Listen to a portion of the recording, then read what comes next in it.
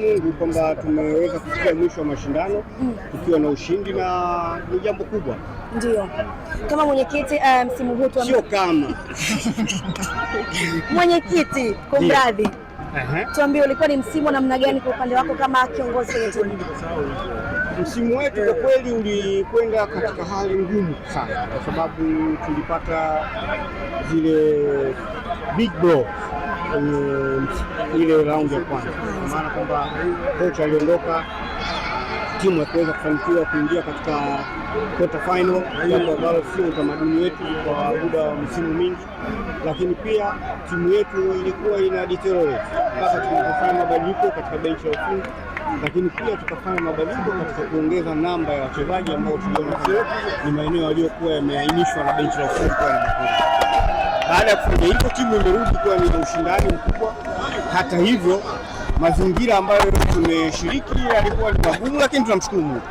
Mwenyekiti, mmemsajili kocha Steven Becker na sasa hivi namaliza msimu mkiwa na makombe mawili. Kwa lugha nyingine tunaweza tukasema kwamba usajili umelipa na heshima ya Simba rasmi imerejea.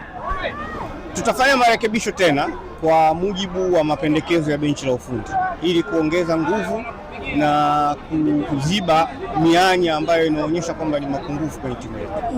Ushindi huu pengine mliotarajia kwa msimu huu?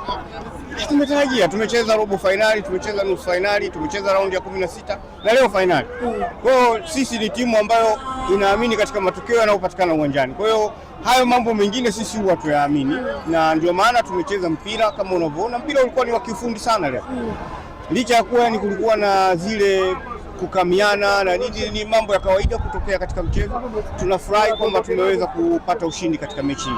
Mwenyekiti, lipi ambayo unaweza kuzungumza na mashabiki ambao pengine walitamani timu yao inyanyue kikombe cha ligi kuu lakini mambo yamekwenda ndivyo sivyo? Mazingira ya ushindani katika ligi wanayajua na mazingira ya ushindani katika mchezo wa soka Tanzania sasa hivi wanajua. Kwa hiyo kubwa tunawashukuru na kuwapongeza sana kwa kuendelea kuunga mkono timu yao.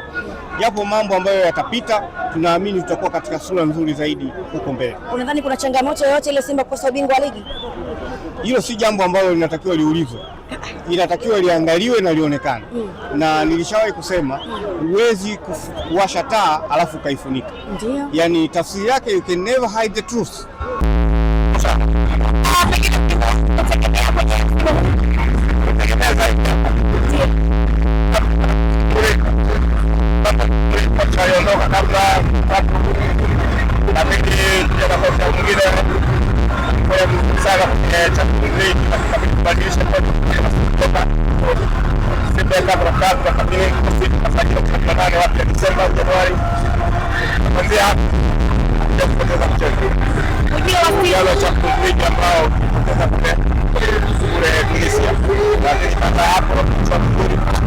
Hata kwenye ligi kama baadhi ya maamuzi yakawa sahihi, wengine mwaka huu utakuwa matatu manake haya muungano ligi na hiyo kujua Steven Becker anakisha kwa wengi sana Simba. Tunasema kwamba heshima ya mnyama imeanza kuonekana msimu huu, lakini pia usajili umelipa kwa tafsiri yake kabisa kubadilika tena cha vizuri.